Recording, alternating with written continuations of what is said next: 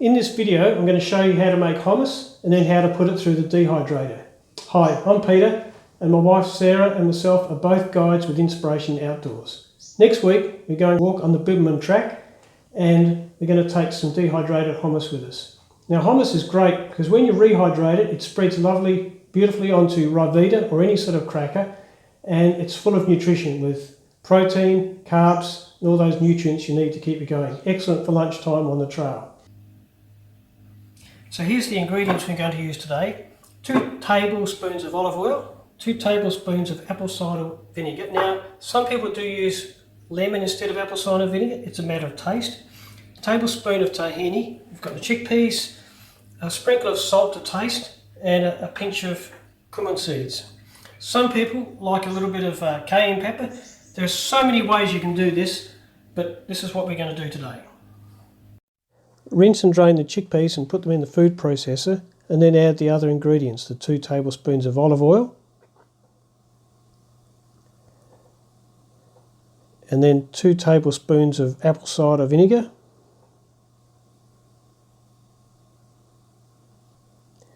and then the tablespoon of tahini. This is a pretty sticky one to get out. You'll see the knife there helps you get it out.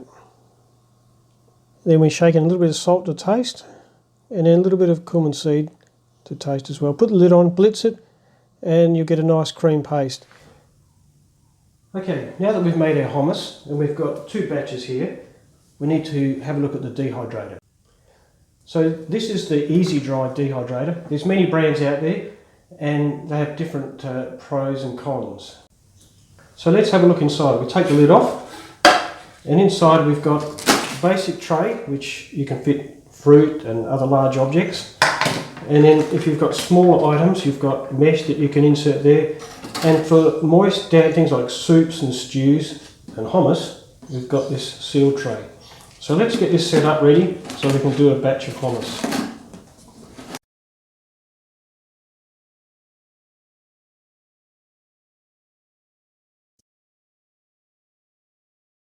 Okay, the 2 batches of hummus, that was enough to do 2 trays.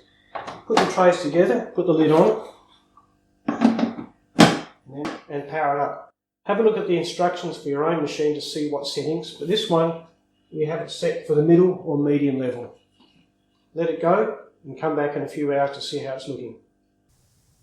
So we've been dehydrating now for about 4.5 hours. It's a good time now to have a look and just to see how it's going. So it's all drying nicely, it's starting to break up, and you see the little cracks in there. Been over 7 hours. Now the time it takes to dehydrate will depend a little bit on how dry the mixture was, the humidity of the air, and how much you're doing. When I'm doing 4 trays, it takes around 12 hours. Now we need to have a look at it, and it should be the consistency of kitty litter, quite dry and crumbly. So let's have a look. And that's feeling pretty good, that's nice and dry. There should not be any leathery bits that are flexible like leather, nothing like that. I think we're ready to pack it up, put it into a Ziploc bag, ready for next week. Well, here we are on the bib track at Ball Creek Shelter, and now's the time to see how our dehydrated hummus comes up. That's what 2 batches reduces to. And we tip it into a little tray and add some water. And if you've ever hand mixed cement, you'll be a real expert at this.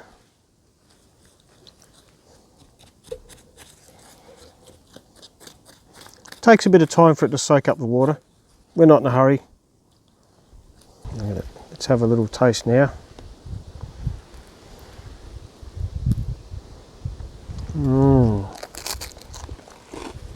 My.